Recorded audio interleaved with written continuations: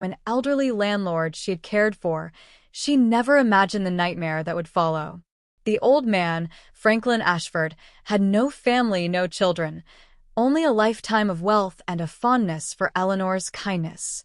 His will left everything to her and her longtime boyfriend, James Colton. But love had long left their relationship. By the time Franklin died, Eleanor and James had already broken up, and James wanted everything. The legal battle over the mansion was ugly. James, a former contractor with a history of aggression, refused to walk away. But Eleanor had bigger problems. Weeks after Franklin's funeral, she learned she was pregnant. When she went for an ultrasound, doctors gave her devastating news. It was an ectopic pregnancy, a life-threatening condition. She needed surgery immediately. Then James came knocking. The night that changed everything. It was a cold January night when James forced his way into the estate. Eleanor, still recovering from surgery, was too weak to fight him off. He wasn't there to talk. He was furious about the house, the money, the will that had named them both heirs but favored her. "I gave you years of my life," he spat. "You think I'm walking away with nothing?" When Eleanor tried to stand her ground, James snapped. In a fit of rage, he shoved her.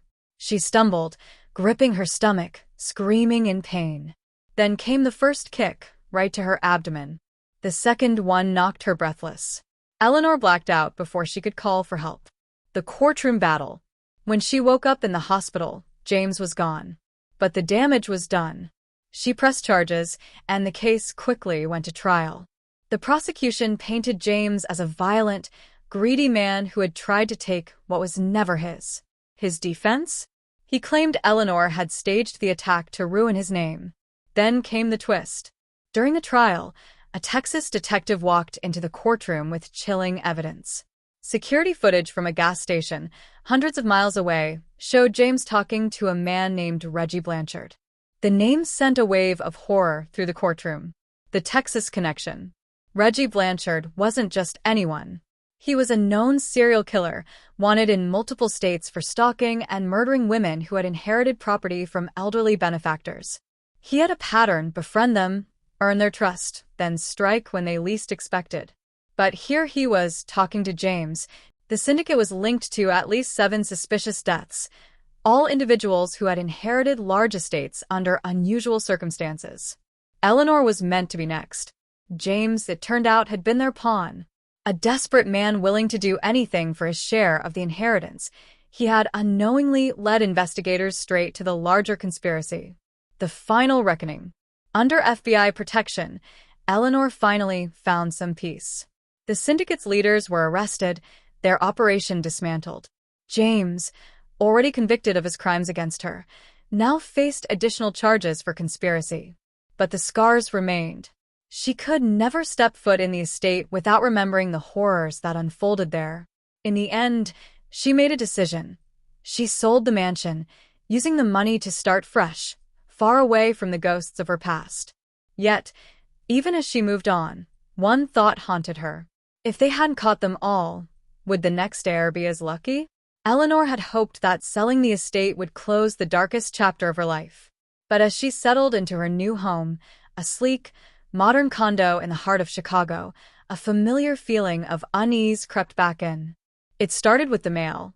Letters with no return address, each containing a single phrase typed in bold. "We remember."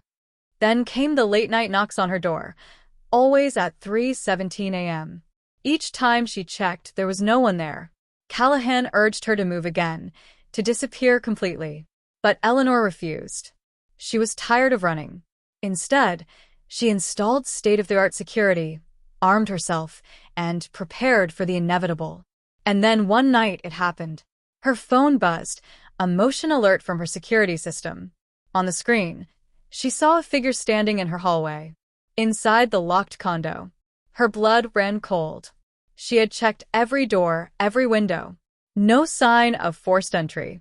Yet there he was, dressed in black, a mask covering his face, standing perfectly still, watching the camera.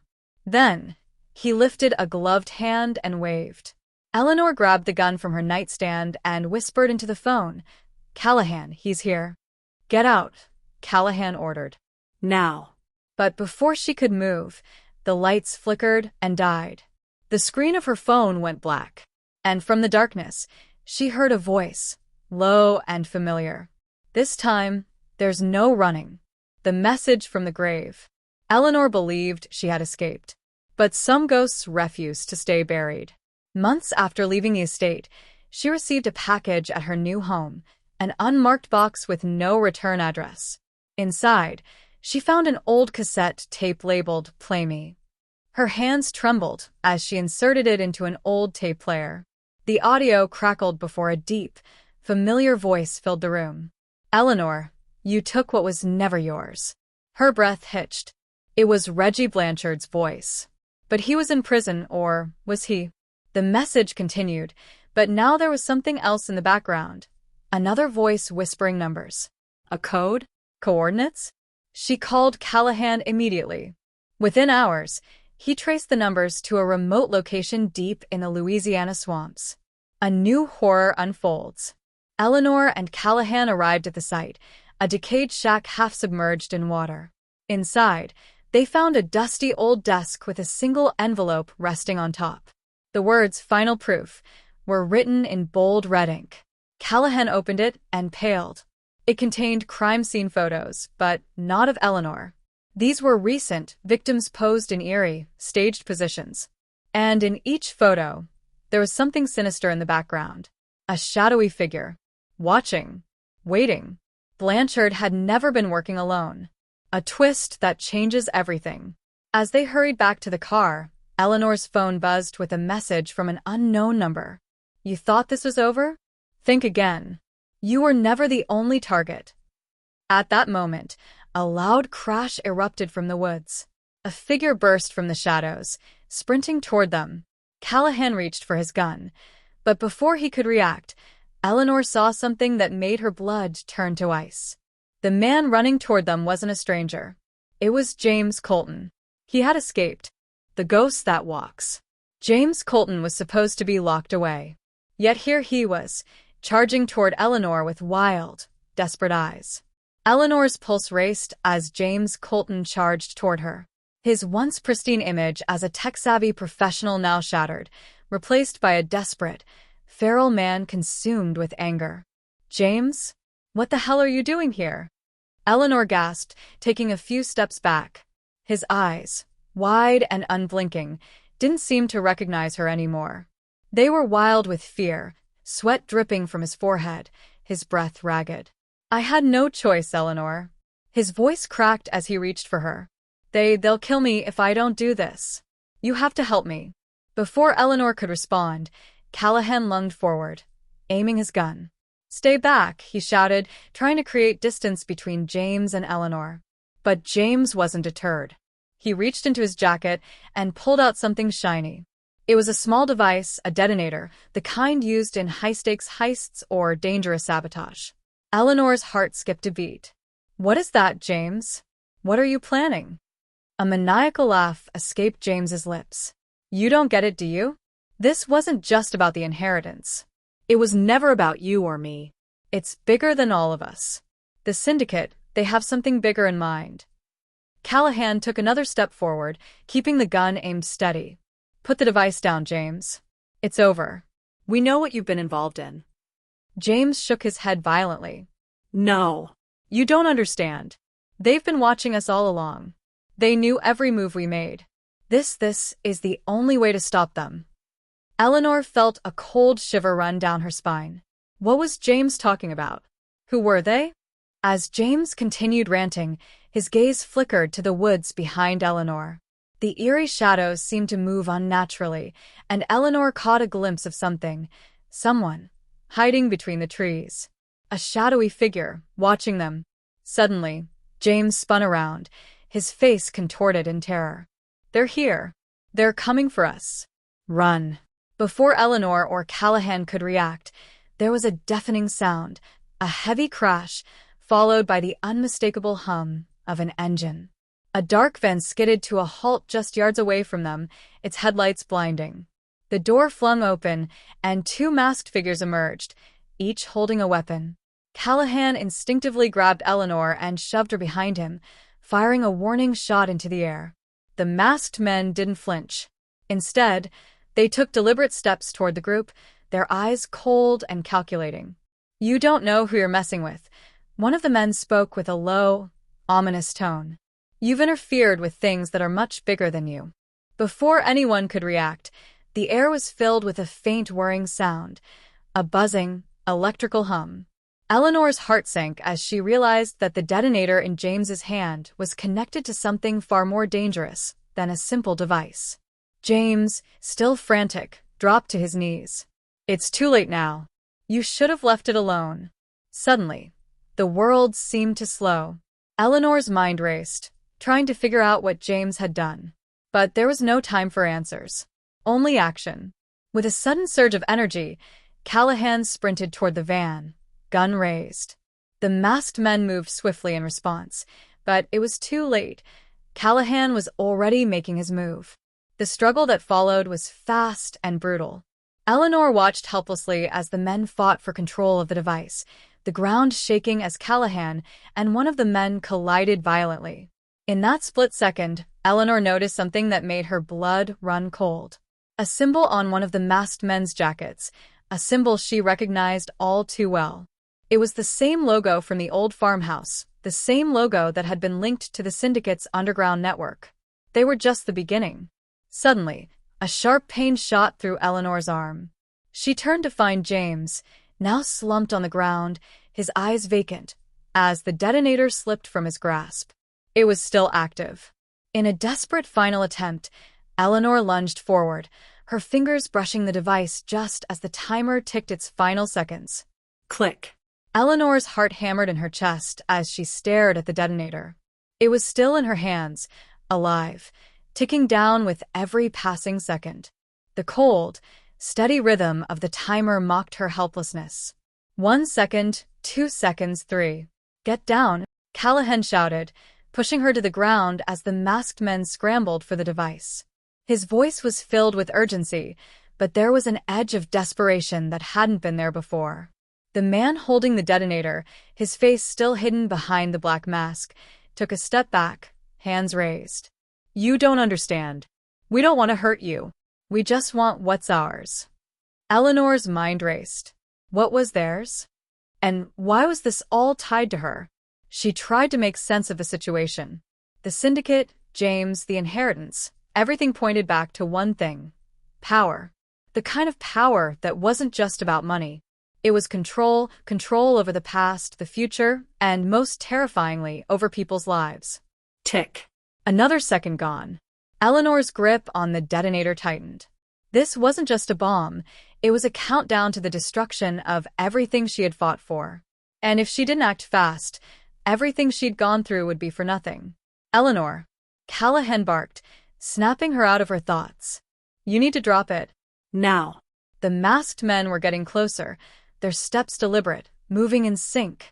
Their guns were aimed, their eyes locked on the device in her hands. They knew what was at stake. Tick. The seconds were slipping away like sand through an hourglass. Eleanor could feel the pressure mounting. She could hear her own breath, shallow and ragged, but there was no time to panic. She had one shot. She had to make it count. With a swift motion, she slammed the detonator against the ground, hoping that the impact would disable it. Click. Silence. For a heartbeat, no one moved. The world seemed to hold its breath. But then, the timer stopped. The ticking halted. The bomb had been disabled. Eleanor's heart hammered in her chest as she stared at the detonator.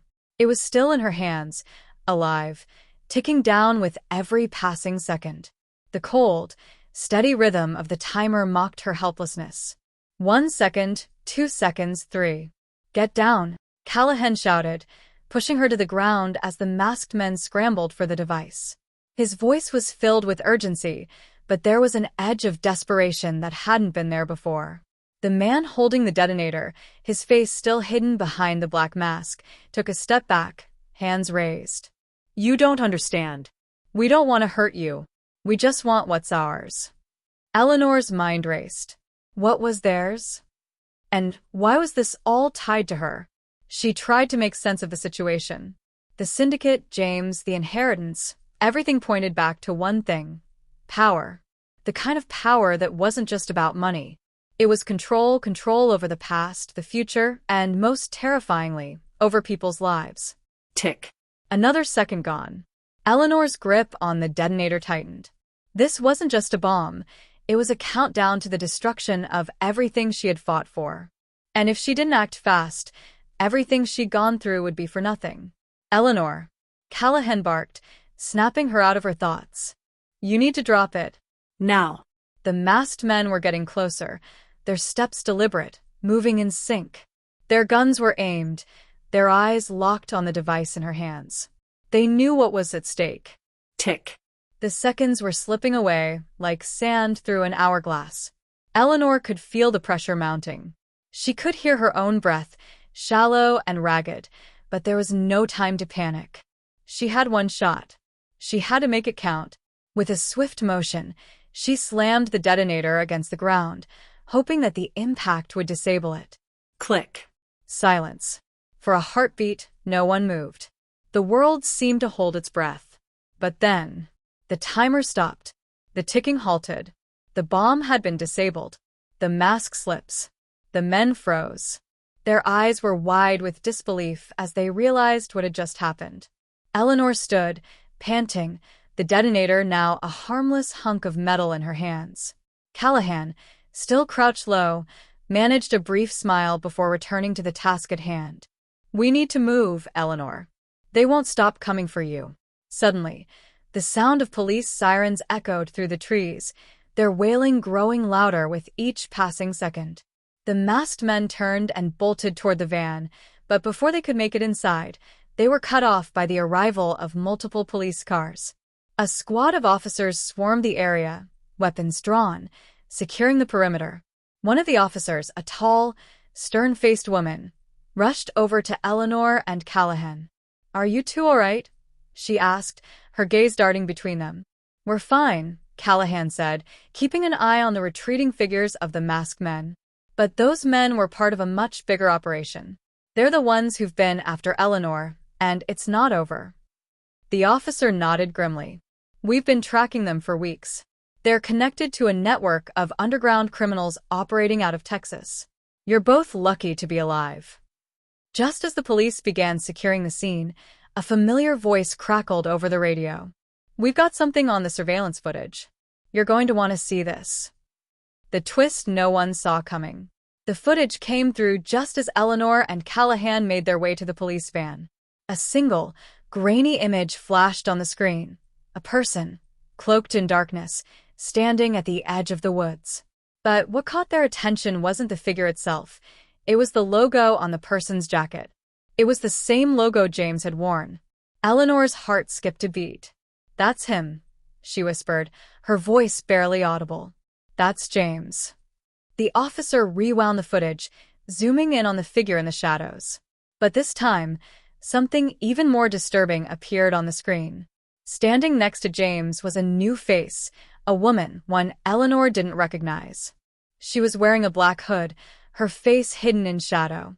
But as the camera zoomed in, Eleanor saw something that made her blood run cold. The woman was holding a file, and the file had Eleanor's name written in bold letters across the front. It's not over, Eleanor said, her voice shaking. They're still watching me. Just as Eleanor turned to face Callahan, she heard the unmistakable sound of a phone buzzing in her pocket.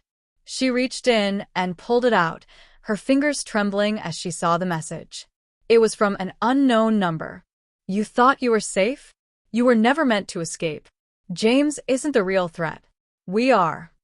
The words echoed in her mind, chilling her to the bone. Who were they? And what did they want with her? Suddenly, the weight of everything she'd been through, the terror, the chase, the endless nightmares, crashed down on her. She was no longer running from the past. She was running from something much darker, something that had been pulling the strings all along. The Phantom's game. Eleanor's mind raced as she stared at the text message. Her fingers shook, but she couldn't look away from the words. You thought you were safe? You were never meant to escape. James isn't the real threat. We are. Who were they? And why were they coming after her? As the police secured the area, Callahan turned to her. Eleanor, we need to figure out who's behind all of this. This isn't just about James anymore. There's a larger force at play. Eleanor nodded, feeling the weight of everything she had gone through. But who? Who are they? Before Callahan could answer, Eleanor's phone buzzed again. This time, it wasn't a text message but a voicemail. She didn't hesitate. She pressed play. The voice that echoed through the speaker sent a chill down her spine. Eleanor, you don't remember me, do you? You don't remember the game we started all those years ago? The game that's about to end with you losing everything. Her breath caught in her throat. This voice was unfamiliar, yet hauntingly familiar. The words echoed like a twisted lullaby, and Eleanor felt like she was spiraling deeper into the darkness. I know what you're thinking, the voice continued. You think this is over, that you're safe. But you're not. The game has just begun. Eleanor's heart pounded as the message ended. She turned to Callahan, but he was already looking at her with a grim expression. This isn't just about inheritance or revenge, Callahan said quietly. It's something far more dangerous. They've been playing a game, Eleanor, and you've been their pawn all along. The puzzle pieces fall into place. The days that followed were a blur of sleepless nights, endless phone calls, and frantic investigations. Eleanor and Callahan worked tirelessly, following every lead, but the puzzle remained unsolved. The deeper they dug, the more twisted the truth became. Through careful research, they learned that the mysterious organization behind everything had ties to a secretive group known only as the Collective. The group operated in the shadows, manipulating the lives of the rich and powerful, orchestrating chaos for their own twisted entertainment. Eleanor was more than just a target. She was part of a sick game that had been designed long before she even knew it. Callahan's search uncovered something that made Eleanor's blood run cold. The Collective had been behind numerous high-profile inheritances, always targeting heirs to enormous fortunes. They used manipulation, blackmail, and even violence to claim their spoils. But this time, it was different. Eleanor had outsmarted them, and now, they were playing for keeps. A desperate gambit. After days of investigating, Eleanor and Callahan finally uncovered a lead that could expose the Collective. It was a series of encrypted emails sent to James Colton years before the events that led to the initial attack on Eleanor. The emails mentioned a final move, a grand scheme, that would ensure the downfall of all involved. They traced the emails back to a small, isolated town in rural Texas, a place where secrets had been buried for years. And it was there that they would find the answers they desperately needed. Eleanor wasn't sure if she was ready for what lay ahead, but she had no choice. She couldn't let the Collective win. The Silent Watcher. The air in Texas was thick with the weight of impending danger as Eleanor and Callahan arrived in the small town. The once bustling streets were eerily quiet, the kind of silence that set her nerves on edge. They met with an informant, a man named Travis, who claimed to have information about the Collective. But Travis wasn't what he seemed. His nervous demeanor, his darting eyes, it was clear he was hiding something. As they sat in a dimly lit diner, Travis leaned forward and whispered, "They've been watching you, Eleanor. All of you. From the beginning." Eleanor's stomach dropped. "What do you mean? Who's been watching us?" Travis took a deep breath. "You think you've been following the breadcrumbs, but you're walking into their trap. They've always been one step ahead. They're watching every move you make, every word you say." Eleanor's eyes widened. "But why? Why me? Why this game?" Travis's voice lowered to a whisper. "Because they don't play by the same rules. They've been manipulating the past, orchestrating events to bring you here. And now it's too late. The final move has already been made. The last piece." Travis handed them a folder, and as Eleanor flipped it open, she gasped. Inside were photos of her, of Callahan, and of people from her past. People she thought were safe. People who had no idea they were caught in the web of the Collective. But there was one photo that made her blood run cold. It was a picture of Eleanor's ex-husband, James Colton. But this time, he was standing with someone she hadn't seen in years, a woman whose face she hadn't recognized until now. The woman was holding a file, and in bold letters across the front were the words, Eleanor Hayes, the final target, the reckoning of shadows. Eleanor's heart raced as she stood alone in the darkened room, staring at the disturbing photo of her ex-husband, James Colton, standing beside a woman she didn't recognize. Her mind was a whirlwind of confusion, fear, and uncertainty. The collective had been toying with her life, using her as a pawn in a game she had no choice but to play. But now, with new revelations about their plans, she couldn't help but wonder how much of the story was orchestrated from the very beginning.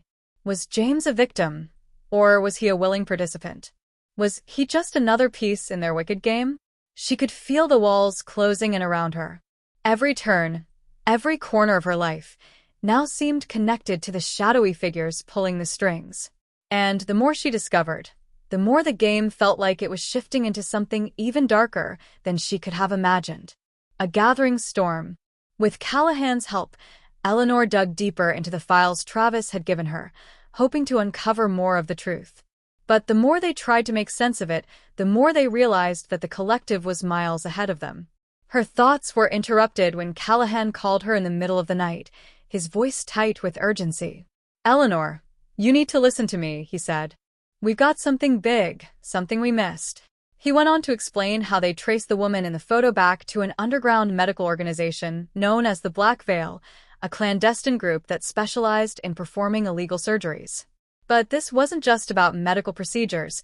It was about creating false identities, erasing histories, and altering people's futures. The woman with James in the photo had been part of the operation, and she had gone by several different names in the past. What disturbed Eleanor the most was the fact that her ex-husband, James, had once been involved with the Black Veil long before they ever crossed paths. A gathering storm. With Callahan's help, Eleanor dug deeper into the files Travis had given her, hoping to uncover more of the truth. But the more they tried to make sense of it, the more they realized that the collective was miles ahead of them. Her thoughts were interrupted when Callahan called her in the middle of the night, his voice tight with urgency. Eleanor, you need to listen to me, he said. We've got something big, something we missed. He went on to explain how they traced the woman in the photo back to an underground medical organization known as the Black Veil, a clandestine group that specialized in performing illegal surgeries. But this wasn't just about medical procedures. It was about creating false identities, erasing histories, and altering people's futures. The woman with James in the photo had been part of the operation, and she had gone by several different names in the past. What disturbed Eleanor the most was the fact that her ex-husband, James, had once been involved with the Black Veil long before they ever crossed paths. A twisted connection. As Eleanor sat in the dim light of her living room, she began to piece together the final fragments of the puzzle. Her mind raced with questions. Had James known about the collective all along? Had he been part of this twisted organization from the very beginning? Everything about their relationship, their secretive nature, the sudden disappearances, the money, seemed to point to the fact that James had been playing a much darker game than Eleanor could ever have realized. But even more disturbing was the revelation that the collective had been manipulating her life for years, long before she even knew who they were. The blackmail, the inheritance games, the attacks on her. They were all part of a greater design, one she hadn't even known existed. And now, Eleanor was trapped in the eye of the storm, the final target. She couldn't run anymore. She couldn't hide. The game was over. The midnight deal. The next evening, Eleanor and Callahan went to a clandestine meeting with an informant who claimed to have inside knowledge of the collective's next move. The meeting took place at an abandoned warehouse on the outskirts of town, far from the prying eyes of the police and anyone who might want to silence them. The informant, a man who only went by the name Victor, promised that he could help them expose the syndicate once and for all. But in exchange, he demanded a high price. "You want the truth?" Victor said, his voice low and gravely. "You'll have to pay the price. The collective doesn't give away their secrets easily. But I know where they're hiding. I know how they work. And I know that the only way to stop them is to become one of them." Eleanor's heart sank. She had heard whispers about how the collective manipulated people into working for them, using fear, threats, and promises of power. But this was something else entirely. Victor's proposition seemed too dangerous, too twisted. But if there was even a chance to end this nightmare once and for all, she knew she had no choice. Callahan's hand rested lightly on her shoulder. Eleanor, we don't know who we're dealing with. You don't know what they're capable of. Eleanor nodded, her mind made up. I'm done running. I'm done hiding. If this is what it takes to stop them, then let's do it. The shadows grow. They didn't have much time. As they prepared to meet with Victor again, Eleanor felt a creeping sense of dread. What was waiting for them on the other side of this deal? Could they trust him? Would they walk into a trap? Callahan had his doubts, but Eleanor couldn't back down. She'd been pushed to the edge for too long. Her life had been torn apart by these people, and if she didn't act now, the collective would destroy everything she had left. The final showdown was drawing near. The revelation. Later that night, they met Victor again in a secluded part of the warehouse. The man's face was hidden beneath the shadows of his hood, his eyes cold and calculating. I have something for you, Victor said, holding out a small, unmarked envelope. Inside is the name of the man behind the collective. He's been hiding in plain sight, using a false identity. But no one has ever come close to exposing him. Until now. Eleanor's heart skipped a beat as she reached out to take the envelope. Her hands trembled, her mind racing with possibilities. Was this the moment she had been waiting for? With a single motion, she tore open the envelope and pulled out the contents. It was a single photograph, and in the photograph was a face she knew all too well. It was James Colton. The final game. The photograph lay in Eleanor's trembling hands, its weight heavier than any burden she'd carried before. James Colton, her ex-husband, the man who had caused so much chaos in her life, now had a face she could never forget. But the twist that came with this discovery was something she wasn't prepared for. It wasn't just that James was part of the collective. No, this was much worse. Eleanor's eyes scanned the photo once more. The figure in the image was unmistakable. But there was more. At the bottom of the image, in faded ink, were the words, "The first choice." Her pulse quickened. The first choice? What did that mean? Who was James really? And more importantly, what had he done to her? The game begins. The clock was ticking. The message was clear. The collective wasn't finished with her. But this time, they were playing for keeps. Victor's words echoed in her mind. If you want to survive, you'll need to become part of the game. The game. Eleanor had been running, fighting, surviving, but now it felt like the rules had changed. It wasn't just about revenge anymore. It was a game of survival. Eleanor called Callahan immediately, her voice shaking as she told him everything she had just discovered. The look on his face when he saw the photograph confirmed her worst fear. There was something more sinister at play here. They were all pawns in a game that had been going on for far too long. And James? He was the one who had been pulling the strings all along. The dark deal. Victor's offer hung over them like a black cloud. Eleanor didn't have much choice. She needed answers. She needed to find out how far James had gone to keep this deadly game going. They set up another meeting with Victor, this time in a different location, an abandoned mansion, eerily quiet, hidden from the world. The atmosphere was thick with tension, and as they entered, Eleanor felt the hairs on the back of her neck rise. Victor sat at the far end of a long, dusty table, a single candle flickering between them. His face was hidden in shadows, but his voice was sharp and clear. "The game is much bigger than you think, Eleanor," he said, his voice low and sinister. "James Colton is no ordinary man. He's been groomed for this role since the very beginning. The first choice, that's the key." The room seemed to close in on her as she tried to make sense of his words. The first choice? What does that mean? What's the game? Victor leaned forward, his eyes glowing in the candlelight. "You were never supposed to survive. You were just another piece, just another pawn. But now? Now the game has changed. You and James, you're the final players." Eleanor felt the blood drain from her face. "You're telling me that all of this, my life, my inheritance, my suffering, has been part of some twisted game? Who is behind this?" Who is the collective? Victor smirked, but his eyes told a different story. The collective is an idea, Eleanor. It's more than just a group. It's a network, a web that stretches across the globe. It's about control, about power. And you, Eleanor, have been marked as the final sacrifice. The truth unfolds. Before Eleanor could process what Victor was saying, the lights in the mansion flickered, casting long shadows across the room. Suddenly, the doors slammed open, and a figure stepped inside. Eleanor's heart sank. It was James. He was free. The truth that she had been trying to escape was now standing before her, his cold, emotionless eyes fixed on her. Eleanor, James said, his voice low. Did you really think you could escape? Eleanor's pulse raced. You're behind this? You've been using me, manipulating me? James smiled, but it wasn't a warm smile. It was a twisted, knowing grin. Not just me. You were always part of the plan. You and I, we were always going to meet here. And now, it's time for the final move. The final move. The air around them felt thick with impending doom. Eleanor didn't know who to trust anymore. She glanced at Callahan, who stood by her side, watching James carefully. There was no way out. The game had reached its climax, and she was standing right at the center of it.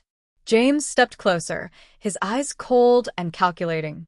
The rules are simple, he said, his voice taking on an eerie calm. You either play or you die. The first choice is the key to your survival. But if you make the wrong choice, you'll never make it out alive. Victor's voice cut through the tension. James is right. You're at the center of this game. Your inheritance, your life, it's all part of the plan. Eleanor's mind raced. There had to be a way out. But every instinct told her that she was trapped in a web of lies, deceit, and manipulation. This wasn't just about money. It wasn't even about revenge. It was about something much darker.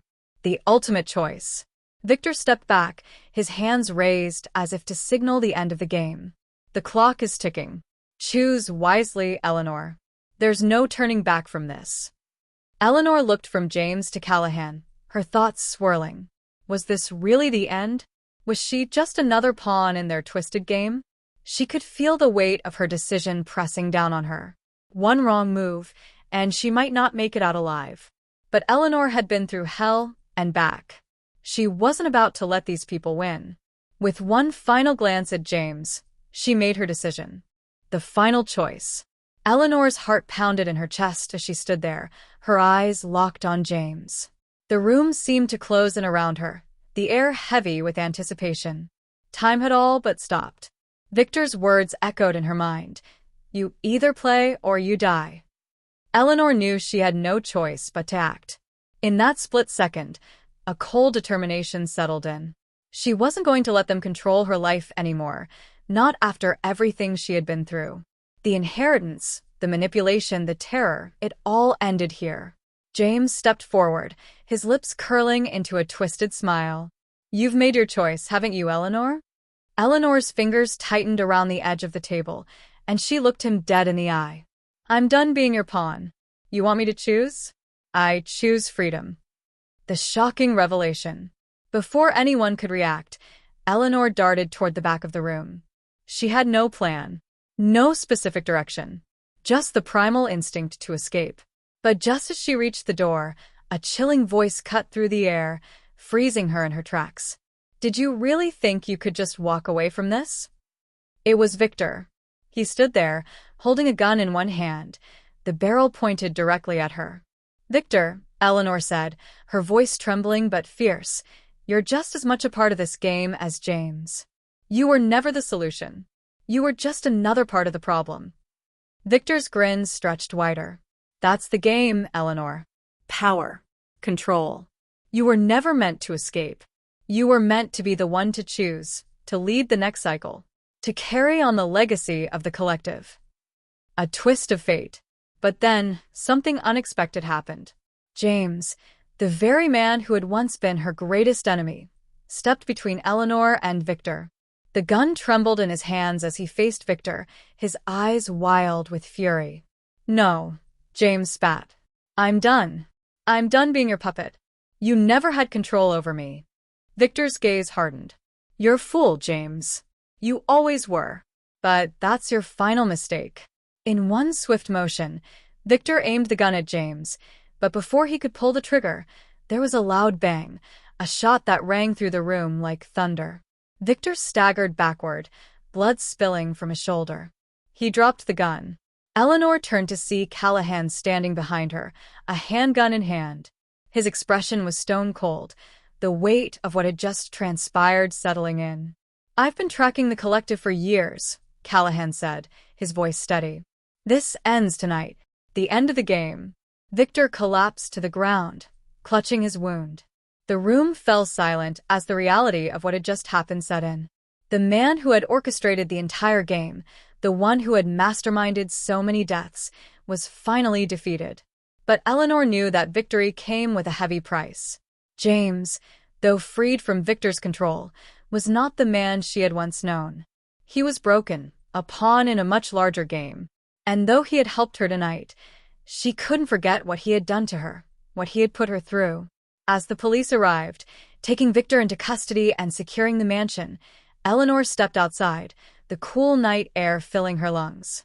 She could finally breathe. The game was over. But as she looked up at the sky, she couldn't shake the feeling that someone, would always be watching. The collective might be destroyed, but the scars they left behind would remain forever. Epilogue: The legacy lives on. Months later, Eleanor moved on. She sold the mansion, the place where so much of the nightmare had unfolded, and used the money to start over. She founded a foundation dedicated to helping people escape manipulation, control, and abuse, turning her traumatic past into a force for good. James, meanwhile, disappeared. No one knew where he went, and though Eleanor would never forget what he had done, she knew he was part of a larger system that had ultimately failed him, too. The collective of shadows, the invisible force behind so many lives, had been unraveled. But for Eleanor, the most important thing was that she had survived. She had reclaimed her life, and she would never let anyone take that from her again. Thank you for watching True Unseen Crime. If this story sent chills down your spine, don't forget to like, subscribe, and hit the notification bell. Stay safe, stay aware, and remember, sometimes the scariest monsters are not the ones hiding in the dark, but the ones standing right beside you. Until next time, this is True Unseen Crime, signing out.